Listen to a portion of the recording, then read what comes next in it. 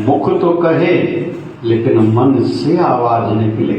स्वामी रामकृष्ण परमहंस कहा करते थे, वही प्रार्थना परमात्मा तक पहुंचती है जो केवल मुख से न मन से निकल के मुख के माध्यम से बाहर प्रार्थना आए, वह परमात्मा तक पहुंचती है। तो गाइए, मेरा गुरुवर मेरे साथ है, तो डरने की क्या बात है। मेरा गुरुवर मेरे साथ है, तो डरने की क्या बात है। ये जो युग है, युग अच्छा है, प्रगति हो रही है। अभी चंद्रयान 3 ऑर्बिट में, चंद्रमा की ऑर्बिट में पहुंच चुका है। अच्छा है, भारत के लिए, विश्व के लिए अच्छा है। स्पेस पर अच्छा काम होगा, नेट पे अच्छा काम होगा, रक्षा के क्षेत्र में बहुत लाभ होगा भारत को। पहले जो ये आंखें दिखाते थे ना कुछ देश, भले चाइना क्यों ना हो, भले अमेरिका हो, लेकिन कहीं तो वो भी सोच रहे हैं, उसमें जापान भी आ जाता है कि नहीं भाई भारत के पास कुछ तो भी है। तो ये प्रगति वाला तो वैसे देश है। सत्संग लाइव चल रहा है, देश विदेश के लोग सुन रहे हैं, इसलिए तो मैं हिंदी में करता हूँ। घणो लगता है असां हिंदी में जो सत्संग करना है, ॿियनि जातियुनि जा माण्हू, समाजनि जा माण्हू भी लाभ वठनि। हम लोग बैठे इधर, पता नहीं कहीं कहीं से संदेश आते हैं, नीचे अपनी हाजिरी लगाने के लिए बहुत लोग जय शिवधारा लिखते हैं। यूट्यूब और फेसबुक पर चलता है, सिंपल आईडी जय शिवधारा। ये आज के युग की अच्छी बात है। खाने में 12 महीने आपको हर चीज मिलेगी, भले स्टोर में रखा हुआ मिलेगा, लेकिन वैसे खाना नहीं चाहिए। तो क्या खाएं क्या न खाएं? जो चीज फ्रूट और सब्जी सस्ती हो वो खाओ, जो महंगी हो न खाओ। Simple simple. क्यों? जो रुद्र का फल है, शिवजी पर अभी शिवलिंग पर हम लोग चढ़ा रहे हैं ना, रुद्र फल बोलते हैं उसको।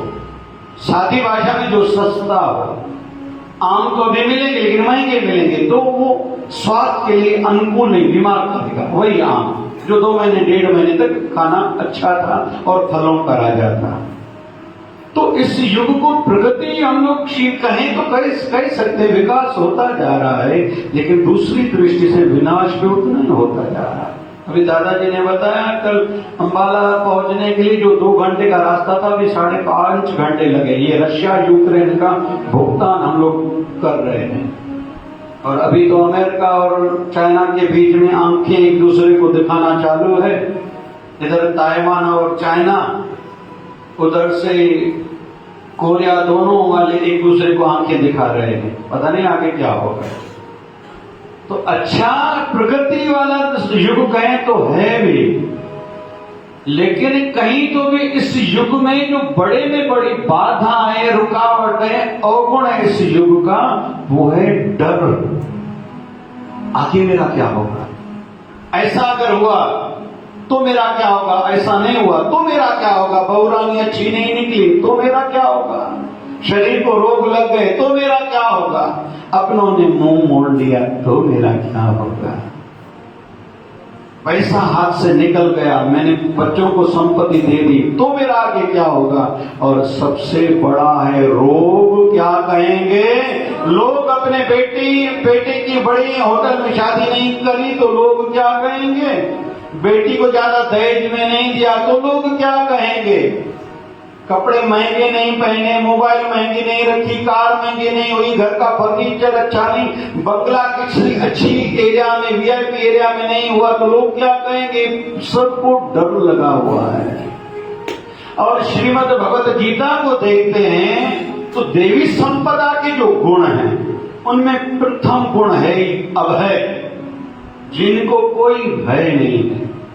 और हम लोग नाय मेले के श्लोक में चलते हैं तो भय नाशन दुर्मत हरण, कल में हरि को नाम। कलयुग में हरि का नाम है। क्या नाम है? जो जपते हैं रोज, भय नाशन। उनको डर नहीं लगता। क्यों? उनके मन में विश्वास है। कौन सा? मेरा गुरुवर मेरे साथ है तो डरने की अमुक जगह पर नहीं जाना, वो भारी है, लगता है आपके घर पर किसी ने करनी कर दी है, आपका वास्तु ठीक नहीं है, ज्योतिष कहती है आपकी जन्म पत्री ठीक नहीं है, आपके बहू रानी और बेटे की गिरा नहीं मिल रही, छठी नहीं मिल रही है, अभी क्या होगा? काल सर्प लगा हुआ है, पता नहीं क्या क्या पितृदोष लगा हुआ है। भय नाशन, बस भजन करो, दुर्मत हरण, कुमत भी नाश होगी। कल में हरि को नाम, हरि के नाम का जप करना पड़ेगा भैया। कहीं कहीं गुरु ग्रंथ साहब में हर वैसे भगवान शिव जी, हरि मतलब विष्णु, कहीं कहीं हरि को भी हर करके शायद गुरु ग्रंथ साहब ने संबोधित करा है। नाशन दुर्मत हरण, कल में हर को नाम। लेकिन किसको फायदा होगा? निस दिन जो नानक भजे सफल हो काम। जो रोज भजन करेंगे उनके सभी काम सफल होंगे, लेकिन विषय चला उनका भय मिट जाएगा। असल ये है ना, मेरा कोई है, मेरा जो अपना है, मेरा जो सगा है, जिन्होंने अभी तक संभाला है, जिन्होंने मातृ गर्भ में मेरी रक्षा करी थी, खाने पीने की व्यवस्था करी थी, मेरी माता और मेरा नाभि का अम्बिलिकल कार्ड मिला हुआ था, उसकी माध्यम से मुझे खिलाया था, तो क्या जन्म देने के बाद नहीं खिलाएगा? जिन्होंने मां के गर्भ में रक्षा करी थी वो बाहर क्या मुझे छोड़ देगा? और जितनी और योनियां हैं 84 लाख, वो कौन सा धंधा करती, किसको दुकान है भाई? सबको शैल पत्थर में जनता पाया, ताका रिज़्क आ गए कर धरिया। ऐसे ऐसे जंतु रहते हैं, पत्थर के भी अंदर रहते हैं, जमीन के नीचे भी। अरे सांप को ही देखते हैं, सांप कुछ उड़ते हैं, कुछ रेंगते वाले रहते हैं, कुछ पानी वाले रहते हैं।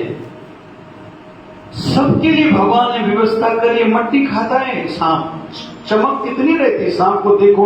आजकल तो टीवी का ही विषय जाके रहा है, सांप को देखो कितनी चमक, खाता मट्टी है। मोर क्या खाता है? जंतु, लेकिन क्या पंखों में उनकी जो पंख है कितनी सुंदरता है। ये मेरे प्रभु की रचना है। तो उनको चला रहा क्या हमें छोड़ देगा? लेकिन गाड़ी उसकी ठीक जीवन की चलेगी जिनको विश्वास है। क्या? मेरा गुरुवर मेरे साथ है, मेरा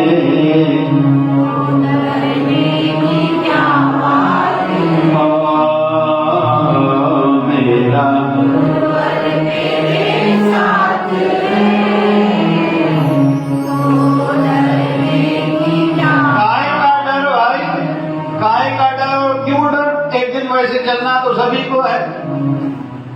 ज्यादा से ज्यादा वस्त में वस्त क्या होगा? वैसे कहते 4 दिन की जिंदगी है। जिंदगी कितने दिन की? जोर से कहो ना। एक दिन जन्म वाला, एक दिन आज वाला, कितने दिन हो गए? जोर से कहो ना। और एक मरण वाला। कितने दिन हो गए? बाकी तो एक दिन बचा ना भाई। झंझट कितने दिनों का है?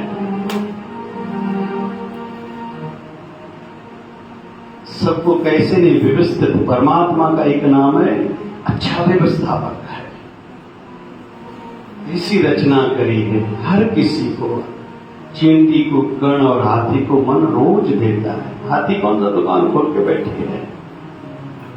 काहे का डर, मन में विश्वास हो। एक कैप्टन था, पानी का जहाज चलाता था। एक बार पत्नी को कहा चलो घुमा के आता हूं। अभी उनको विनोद का भाव जगा, थोड़ी मजाक की जाए। पत्नी को दोनों हाथों से पकड़ा, पानी का जहाज चल रहा था बीच समंदर में, पकड़ के कहा कि मैं तुझे नीचे फेंकता हूं, फेंकता हूं, फेंकता हूं। तो हंस रही है। तो पत्नी को कहता डर नहीं लगता तुझे? बोले नहीं। बोले क्यों? बोले आप मेरे रक्षक हो, मेरा हाथ थोड़ी छोड़ोगे। बोले तुम बार बार जो मुझसे पूछती हो ना कि पानी के समंदर में जाते हो, आपको डर नहीं लगता?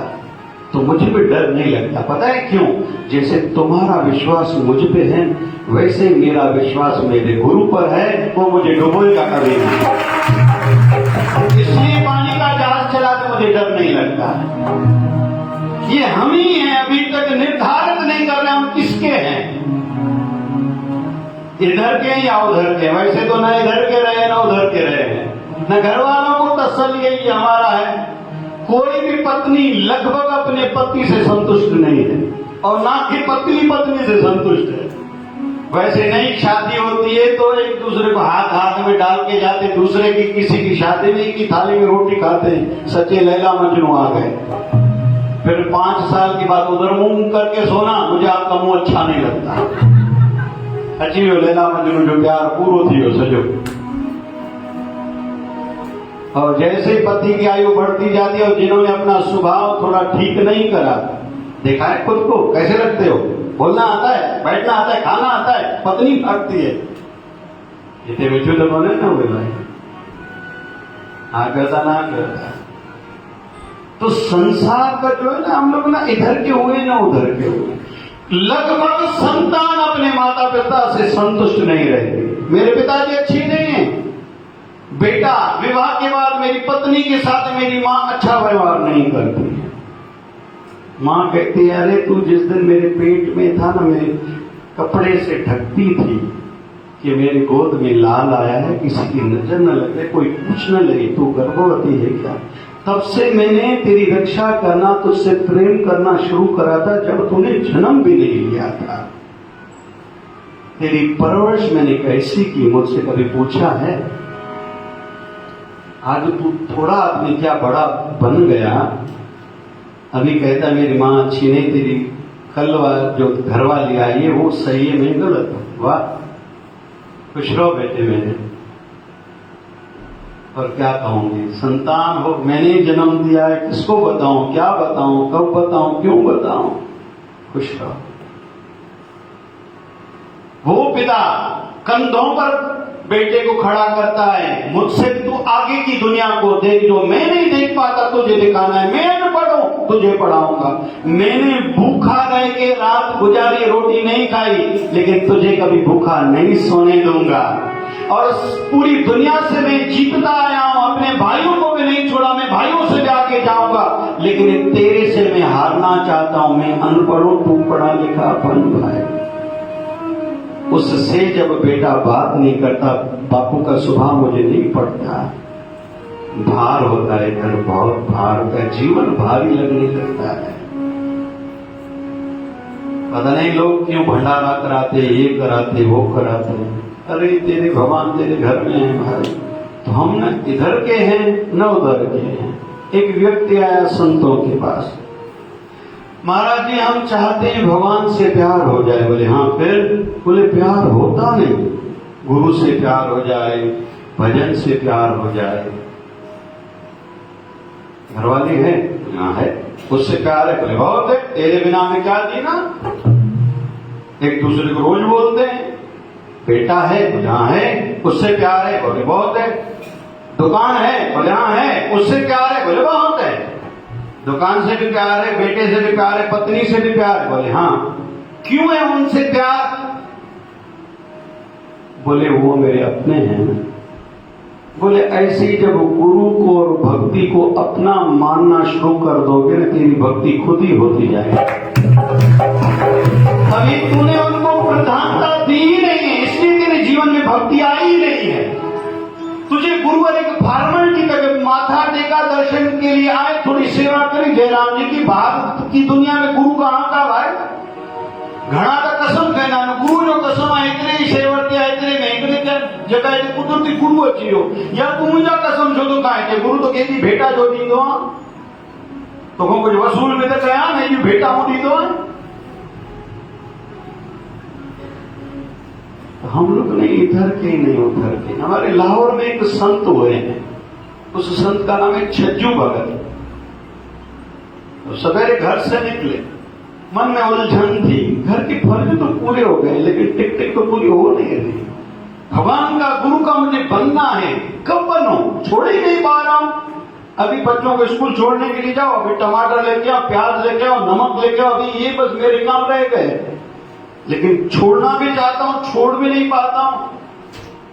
मैं इधर का हूं ना, बीच बीच रास्ते में से जा रहे थे, सोचते सोचते पीछे से आवाज आई, एक बाई झाड़ू लगा रही थी रास्ते में। बाबूजी, बाबूजी एक साइड हो जाओ, बाबूजी एक साइड हो जाओ, बाबूजी एक साइड हो जाओ। जब ये कान से सुना तो संत नाचने लगा। तो बाई पूछने लगी नाच क्यों रहे हो? बोले यही सोच रहा था दोनों को काम चलाऊं क्या? अच्छा हुआ आपने संदेशा दे दिया कि एक साइड हो जाओ। आज के बाद वाला जितना भी जीवन है केवल गुरु के लिए, भगवान के लिए ही जिए। बहुत हो गया, बहुत कर लिया हमने। तो जिनके जीवन में इस प्रकार का भाव है ना, उनको विश्वास पक्का रहता है। विवेकानंद स्वामी जब पहुंचे थे रायपुर, पूछा गया था कि कहते हैं कि अंधविश्वास करना चाहिए, ब्लाइंड ट्रस्ट करना चाहिए, ये ठीक है? बोले हाँ बिल्कुल करना चाहिए। बोले आप तो पढ़े लिखे संत हो, ब्लाइंड ट्रस्ट अंधविश्वास कैसे करें? लेकिन नहीं, एक शर्त है, कंडीशन। बोले कौन सी? बोले जिस पर ट्रस्ट किया जाए वो ब्लाइंड नहीं होना चाहिए, जिन पर विश्वास करना हो वो अंधा स्वार्थी न होना चाहिए, ये सावधानी हो। लेकिन जिसको पूर्ण गुरु मिल गए, जब तक अंधविश्वास ब्लाइंड ट्रस्ट उसमें वो नहीं करेगा, तब तक वो आध्यात्मिकता की गाड़ी को आगे बढ़ा भी नहीं पाएगा। अब सौंप दिया इसे जीवन का सब भार तुम्हारे हाथों में है, जीत तुम्हारे हाथों में और हार तुम्हारे। मेरा निश्चय है बस यही, बस एक बार पा जाऊं तुम्हें।